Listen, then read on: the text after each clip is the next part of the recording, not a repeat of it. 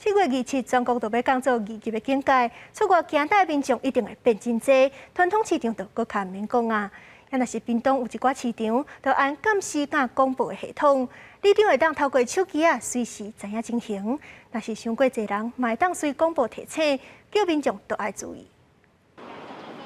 来到屏东市中央市场，实联制甲酒精消毒是上基本的。若无做，市仔口这支电眼拢翕起来。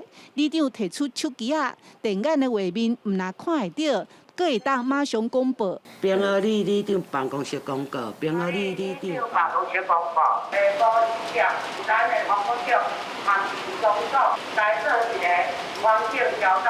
这是地方有线电视公司甲市公所合作，电眼甲广播系统直接甲手机连接，就算是里长人无伫现场，拢会当监视市仔口民众的状况。较好的讯息先互咱了解，会当掌控遮的出入的人口的迄个聚集度啊。人为这个出口流动伤济的时阵，阮麦克风，阮就开手机来甲咱遮的人客，先提醒一下。潮州的中正市场同款有装这个新的防疫电眼，因为遮平常时人车嘛袂少。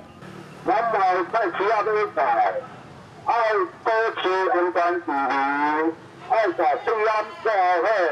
这样防疫效果比较好，然后可以保持那个社交距离，对，可以知道人流的动向那样子。民众表示，新的监控系统嘛会当了解市场的治安甲交通，就算是后礼拜降级，要是爱管控市场人数，才会当做好防疫。记者陈嘉文、罗维做屏东报道。